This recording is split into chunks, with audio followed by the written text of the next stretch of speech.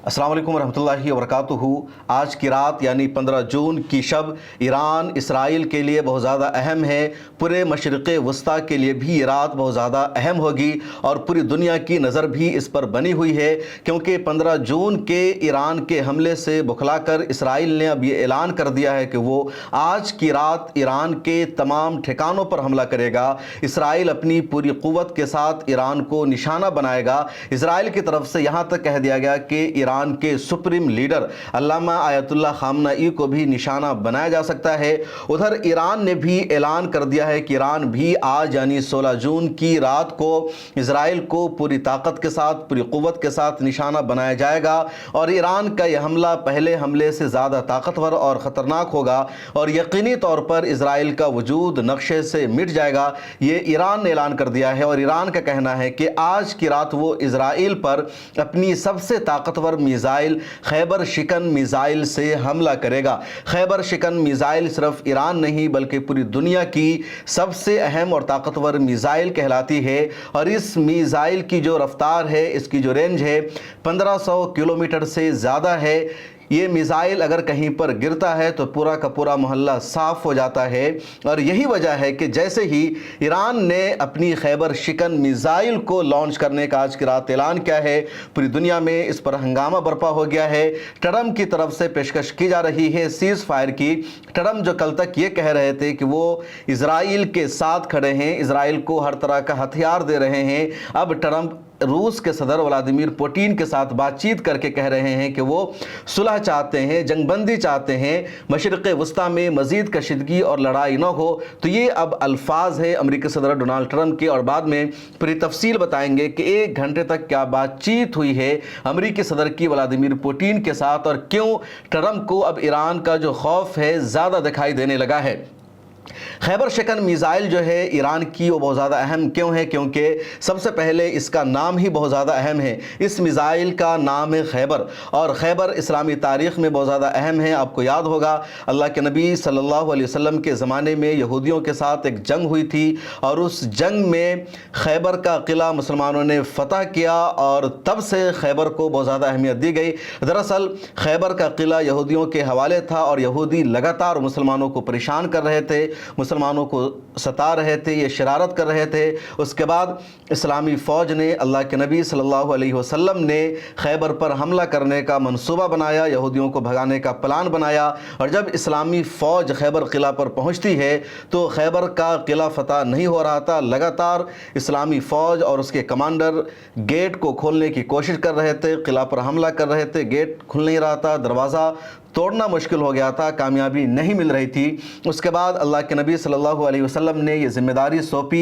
हज़रत अली रज़ियल्लाहु ताला अन्हो को। हज़रत अली रज़ियल्लाहु ताला अन्हो उन दिनों बीमार थे। इसके बावजूद जब अल्लाह के नबी सल्लल्लाहु अलैहि वसल्लम ने उन्हें ज़िम्मेदारी सौंपी तो वो इस हमला को अंजाम देने के लिए, इस ज़िम्मेदारी को निभाने के लिए तैयार हो गए। रवायतों में ये भी आता है कि अल्लाह के नबी सल्लल्लाहु अलैहि वसल्लम ने अपने लुआब मुबारक को अपने हाथ में लिया और हज़रत अली की आंखों पर लगाया और फिर वो सेहतयाब हो गए। अल्लाह के नबी सल्लल्लाहु अलैहि वसल्लम को मुअज्जिज़ा हासिल था, उनको अल्लाह ताला ने ये कमाल दिया था जो औरों को हासिल नहीं है। बहरहाल हज़रत अली रज़ियल्लाहु ताला अन्हो इस्लामी फ़ौज के कमांडर बने और खैबर के किला का जो दरवाज़ा था उसको उन्होंने हाथ लगाया और एक हाथ लगाया और पूरे दरवाज़े को उन्होंने तोड़कर बाहर रख दिया। इस्लामी फ़ौज किले के अंदर दाखिल हो गई और शानदार जीत मिली इस्लामी फ़ौज को। तब से खैबर का ये जो वाक़या है इस्लामी तारीख़ में या पूरी दुनिया की तारीख़ में ज़र्री हुरूफ से लिखा गया। ईरान ने अपनी ये जो मिसाइल बनाई है तो उसी वाक़या को, उसी तारीख़ को सामने रखते हुए इसका नाम रखा है खैबर शिकन मिसाइल और इस मिसाइल में कई तरह की खूबी है, कई तरह की ताकत है जिससे अगर हमला होगा इसराइल पर तो यकीनी तौर पर इसराइल का बहुत बड़ा नुकसान होगा। ईरान ने अब तक 2 रात लगातार इसराइल पर हमला किया है। पहला हमला इसराइल ने ईरान पर 13 जून की रात में किया था। ईरान ने 15-16 घंटे का टाइम लिया, अपने तमाम ज़िम्मेदारों को उन्होंने मुतय्यन किया, उनका जानशीन बनाया जो شہید ہو گئے تھے، اور 16 جون کی رات میں ایران نے 150 سے زیادہ بیلسٹک میزائل سے حملہ کیا، اور اس کے بعد اسرائیل سے خبریں سامنے آتی ہے کہ کئی شہر میں پورا کا پورا محلہ تباہ ہو گیا ہے، کئی عمارتیں زمین دوز ہو گئی ہے، کئی لوگوں کی ہلاکت ہوئی ہے، 4-5 لوگوں کے مرنے کی خبر سامنے آئی تھی، 40 سے زیادہ لوگوں کے زخمی ہونے کی خبر سامنے آئی تھی، اور ایران نے کل ہو کر دن میں کہا تھا کہ ایران کا اگلا حملہ پہلے سے زیادہ طاقتور ہوگا اور 20 گنا زیادہ بڑھا ہوا ہوگا، اور ایران نے جو کہا تھا وہ صحیح ثابت ہوا۔ 15 جون کی رات میں جب ایران نے اسرائیل پر حملہ کیا تو اسرائیل کے 6-7 شہر کھنڈر میں تبدیل ہو گئے۔ وہاں کی تصویروں کو دیکھ کر لگتا ہے کہ غزہ ہے، غزہ جیسا حال ہو چکا ہے، بڑی بڑی عمارتیں زمین دوز ہو چکی ہے۔ اور 15 جون کی رات میں ایران کا اسرائیل پر جو حملہ تھا، اس حملے میں ٹائمز آف اسرائیل کی رپورٹ کے مطابق 13 اسرائیلیوں کی ہلاکت ہو چکی ہے، 200 سے زیادہ زخمی ہیں۔ قدس نیوز نیٹ ورک اور دوسرے میڈیا ہاؤسز کی رپورٹ کے مطابق 30 سے زیادہ لوگوں کی اسرائیل میں اب تک ہلاکت ہو چکی ہے، اور 300 سے زیادہ زخمی بھی ہو چکے ہیں۔ حیفا میں جو اسرائیل کی سب سے بڑی آئل ریفائنری ہے، اس پر ایران نے حملہ کر کے ایک طرح سے اس کو بند کر دیا ہے۔ اس کے علاوہ وائزمین انسٹیٹیوٹ پر حملہ کر کے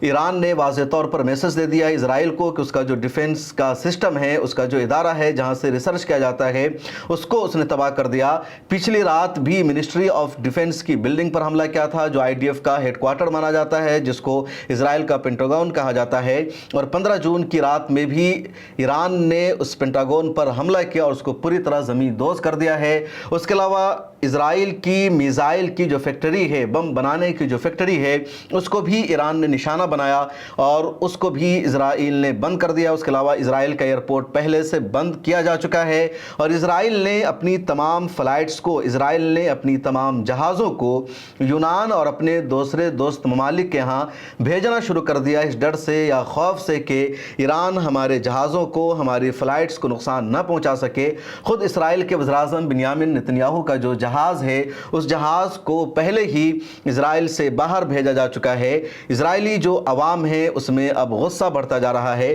15 جون کی رات کا ایران کا اسرائیل پر جو حملہ تھا، نہایت ہی خطرناک حملہ تھا، اور وہ حملہ ایسا تھا کہ اسرائیلی عوام میں غم و غصہ بڑھنے لگا۔ اسرائیلی عوام سڑکوں پر اتر کر پروٹیسٹ کرنے لگی۔ نتنیاہو کے حوالے سے اسرائیلی عوام نے لکھنا شروع کر دیا کہ کل 13 جون کو جب اسرائیل کی آرمی نے، اسرائیل کی ایئر فورس نے ایران پر حملہ کیا، ایران کو نقصان پہنچایا، اور تاریخ میں پہلی مرتبہ ایران پر کسی نے اتنا خطرناک حملہ کیا تھا، تو نتنیاہو سامنے آتا ہے، پریس کانفرنس کرتا ہے، جشن مناتا ہے، خوشیوں کا اظہار کرتا ہے، وہ شخص مسکراتا ہے، وہ تورات کی تلاوت بھی کرتا ہے اور کہتا ہے کہ یہ حضرت موسیٰ کے صدقے میں ہمیں جیت ملی ہے۔ لیکن آج جب 15 جون اور 16 جون کی رات میں ہونے والے حملے کے بعد اسرائیلی عوام در در کی ٹھوکریں کھا رہی ہے، ملبوں کے نیچے دبی ہوئی ہے، گھر کا گھر تباہ ہو گیا ہے، 100 سے زیادہ گھر مکمل طور پر زمین دوز ہو گئے ہیں، ملبے میں بھی 50 سے زیادہ لوگوں کے دبے ہونے کا خدشہ ہے، پورے اسرائیل میں افراتفری ہے، کوئی کسی کا پرسان حال نہیں ہے، ڈر اور خوف کا جو عالم ہے لفظوں میں بیان نہیں کیا جا سکتا۔ ویڈیوز کو دیکھا جا رہا ہے، اسرائیل کی حکومت نے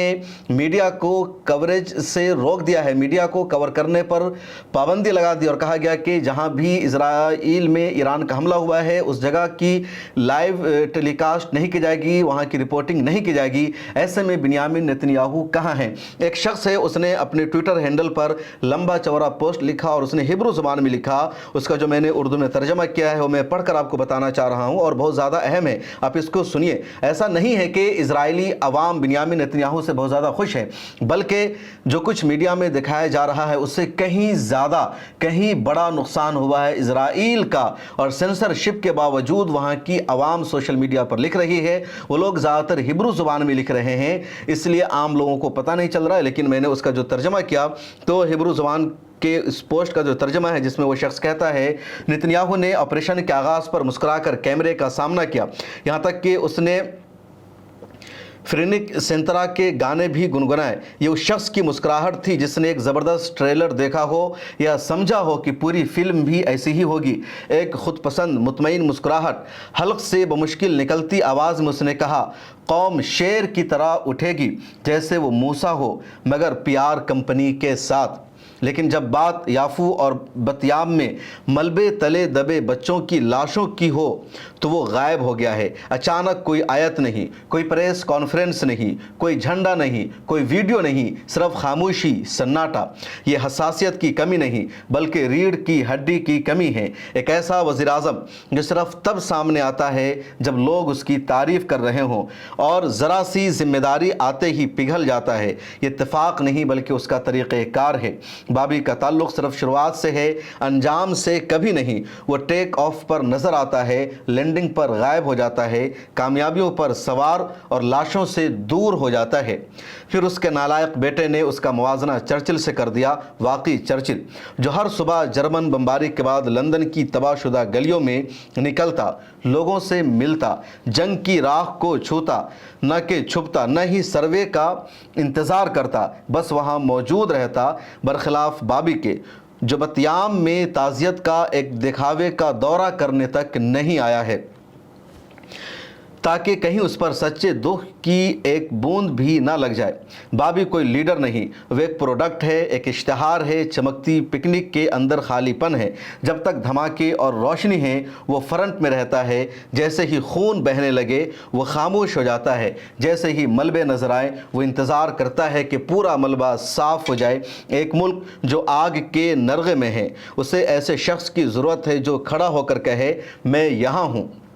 چاہے میں ناکام ہوا ہوں، چاہے بچے مر رہے ہوں، چاہے میرے پاس کوئی جواب نہ ہو۔ ٹویٹر کا جنرل اور بوٹس کا لیڈر نہیں بلکہ ایک حقیقی رہنما جو مشکل لمحوں میں آزمائش پر پورا اترے، نہ کہ صرف اس وقت جب ہیلی کاپٹر اڑان بھرے بلکہ جب وہ کسی مکان پر گر کر تباہ ہو جائے۔ تو اگلی بار جب نتنیاہو کیمرے کی طرف مسکرا کر کوئی آیت پڑھے تو اس بچے کو یاد رکھنا جو ملبے سے نکالا گیا، اس بچی کو یاد رکھنا جس کی ماں چھت کے نیچے دب کر مر گئی، اور اس لعنتی خاموشی کو یاد رکھنا جو اس نے خود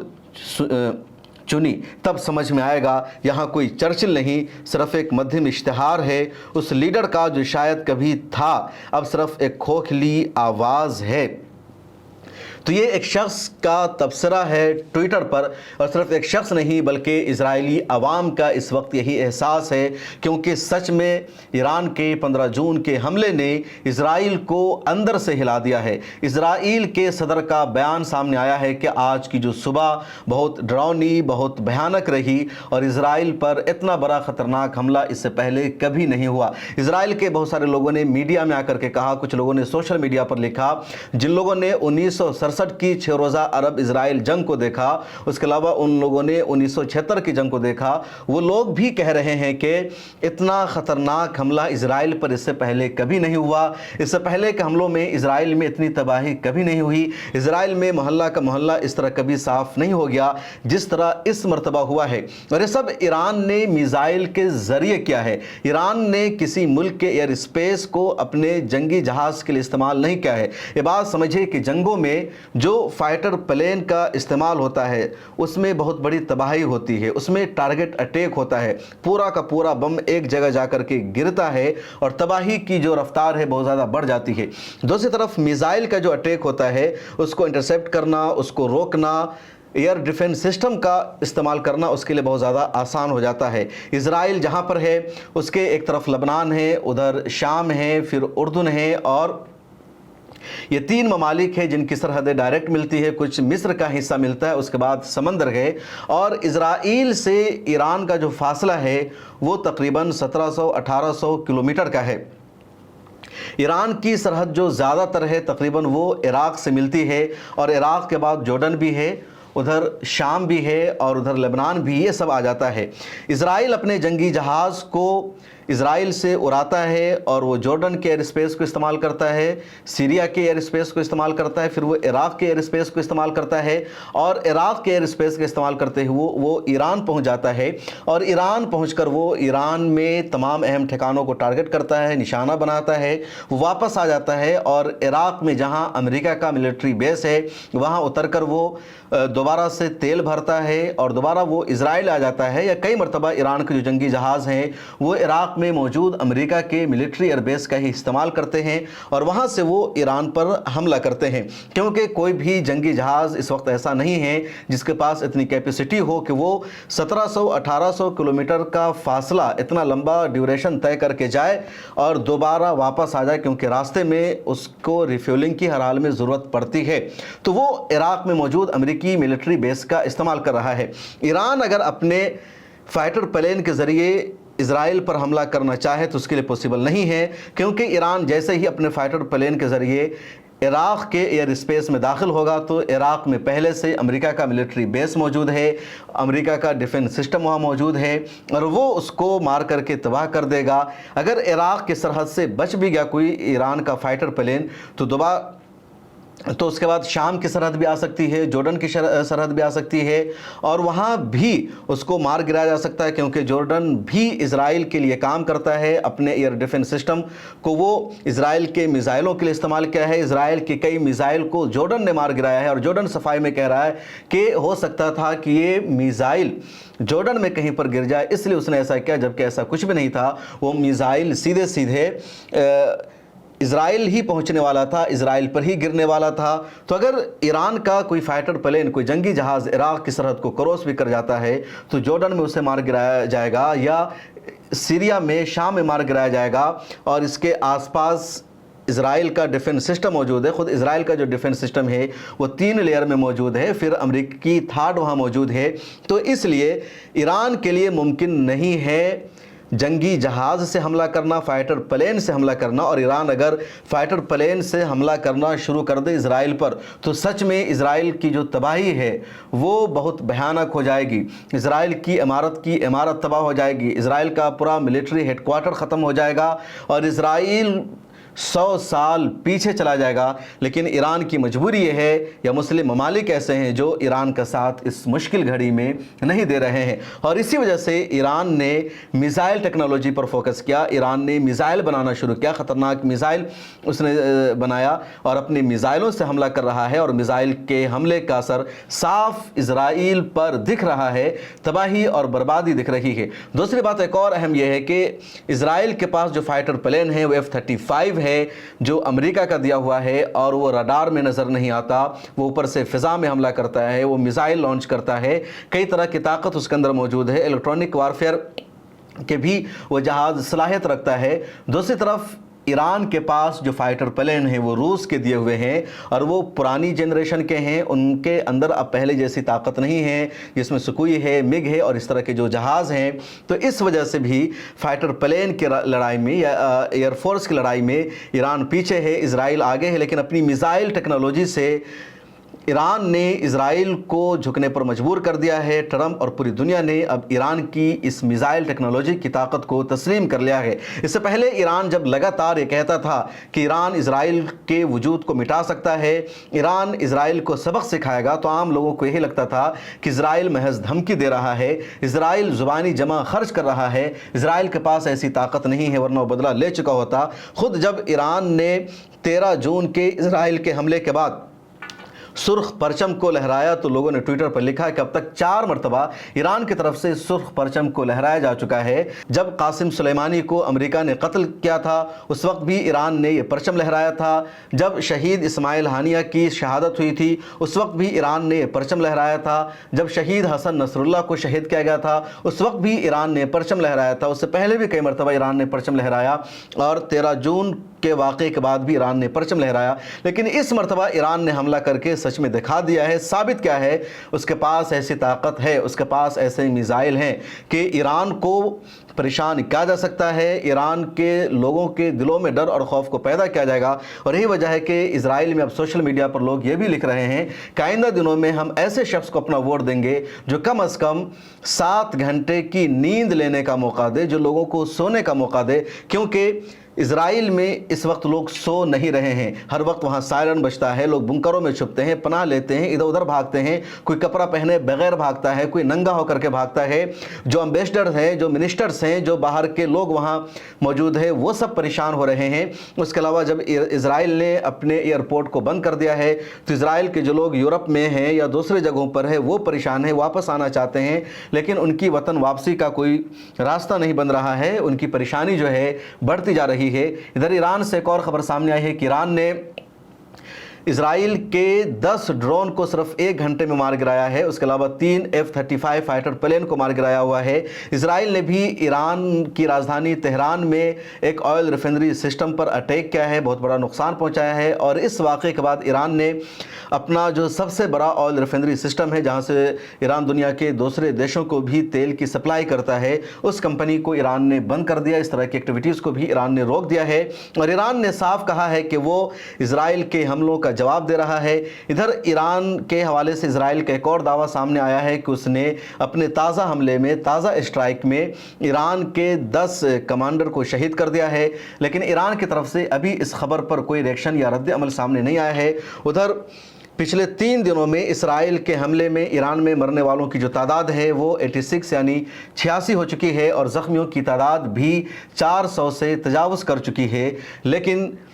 इसराइल में भी हमले के बाद मरने वालों की या कह लीजिए हलाक होने वालों की जो तादाद बढ़ती जा रही है और सबसे ज़्यादा नुकसान इसराइल के जिन शहरों में हुआ है उसकी लिस्ट एक बार आप फिर जान लीजिए। तिल अबीब, हैफा, यरूशलेम, बीर शेवा, उसके अलावा अश्कलोन, फिर रिशोन लिजियोन, रेथा, टिकवा, अशदूद, नित्याना और बतियाम जैसे शहर हैं, इलाके हैं जहां ज़बरदस्त तबाही हुई है और हर तरफ जो तबाही की दास्तान है नज़र आ रही है। पहले सबूत नहीं मिलता था, इस मरतबा पूरी दुनिया ने सबूत देख लिया है और यही वजह है कि अब लोग सोशल मीडिया पर यह भी लिख रहे हैं कि शदीद गर्मी में भी इन तस्वीरों को देखकर दिलों को ठंडक महसूस हो रही है। आपका क्या रद्द अमल है, कमेंट सेक्शन में ज़रूर लिखिए।